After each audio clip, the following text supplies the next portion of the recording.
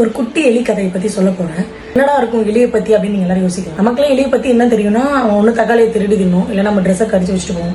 இதான் நம்ம ஊர்ல நடந்த பிரச்சனை. அதாவது இது அந்த காலத்துல நடந்த ஒரு சம்பவங்க. அப்பெல்லாம் வந்து என்ன பண்ணுவாங்கன்னா, விக்டிம்ஸ், அதாவது இது தப்பு பண்ணவங்களுக்கு தண்டனை வந்து இந்த எலியை வச்சுதான் பண்ணிருப்பாங்களாம். எலியை வச்சு என்னென்னலாம் செய்யலான்னு வந்து வச்சு செஞ்சிருக்காங்க. அதை பத்தி ஒண்ணு சொல்றேன் கேளுங்க. அதாவது அந்த காலத்துல வந்து ராஜாவை லைட்டா எதிர்த்து பேசிட்டாலோ, தலையை ஆட்டலையோ, இல்ல ராஜா சொல்லுக்கு எதிர்பேச்சு பேசிட்டாலோ, இல்ல ராஜாவை எதிர்த்து பார்த்துட்டாலுமே என்ன பண்ணுவாங்கன்னா, அந்த காலத்துல இந்த விக்டிம் என்ன பண்ணிடுவாங்கன்னா படுக்க வச்சிருவாங்க. படுக்க வச்சுட்டு அவங்கள கை கால் எல்லாமே கட்டி போட்டுட்டு, அதுக்கப்புறம் என்ன பண்ணுவாங்கன்னா காலுமே கட்டி போட்டுட்டு அவங்க வயிற்று மேல ஒரு குண்டான வைப்பாங்க. இப்பதான் இருக்கு. குண்டான வச்சது மட்டும் இல்லாம அந்த குண்டானுக்குள்ள அந்த எலியை உள்ள விட்டுருவாங்க. இதுக்கு மேல என்ன பண்ணுவாங்கன்னா, அதுக்கு மேல ஒரு நெருப்பை வைப்பாங்களாம். நெருப்புனா நெருப்பு கண்ணு மாதிரி இருக்கிறது வந்து ரவுண்டா தூக்கி அந்த குண்டான் மேல வைப்பாங்க. இதுல என்னமா இருக்கு அப்படின்னு நீங்க யோசிக்கலாம். நம்ம எலிக்கு வந்து என்னன்னா மீட் ரொம்ப பிடிக்கும். நெருப்பை பார்த்தாலே அலர்ஜி. இது மீட்டு ஏதாவது சாப்பிட்றதுனா கொடுத்தீங்கன்னா நல்லா சாப்பிடும்.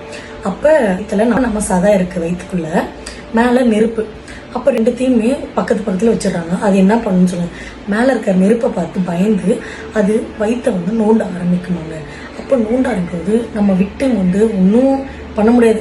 தள்ளி விட முடியாது, வேணா கத்த வேணா முடியும். அவர் கத்தி எது பண்ணாலுமே அவுக்க முடியாது. ஏன்னா அவர் கை ரெண்டுத்தையுமே கட்டிடுவாங்க. வயிற்றுக்குள்ள போயிட்டு அந்த சதையை நோண்டி அது உள்வழியா போய் அந்த குடல் இருக்கிறது எல்லாத்தையுமே, அதுக்கு வந்து அந்த நெருப்பு கிட்ட இருந்து தப்பிக்கணும். அதான் அதோட வேலை. அப்ப என்ன பண்ணும், இருக்கிறத சதை நோண்டி அப்ப விக்டிம் வாயில வந்து கண்டிப்பா ரத்தம் வந்து பசியாவும் இருக்கும். கிடைச்சதை விடுவோமாடான்னு சொல்லிட்டு பாதி எப்படியும் அதை வந்து முடிச்சு விடதான் பார்ப்போம். அப்போ வந்து அந்த இன்ஃபெக்ஷன்லாம் ஆகி பாக்டீரியாலாம் உள்ள போய் விக்டிம் வந்து இறந்துருவாங்க. இதனால எந்த கண்ட்ரி வந்து யூஸ் பண்ணிருக்காங்கன்னா, இது வந்து ரோமன்ல வந்து யூஸ் பண்ணிருக்காங்க. அதுக்கப்புறம் டச்ல யூஸ் பண்ணிருக்காங்க 16th சென்ச்சுரி. அப்புறம் 16th and 17th சென்ச்சுரியில வந்து யூரோப் யூஸ் பண்ணிருக்காங்க. ரீசெண்டா 100 வருஷத்துக்கு முன்னாடி கூட சவுத் அமெரிக்கா யூஸ் பண்ணிருக்காங்க. இந்த தண்டனைலாம் 100 வருஷத்துக்கு முன்னாடி வரைக்கும் யூஸ் பண்ணிருக்காங்க.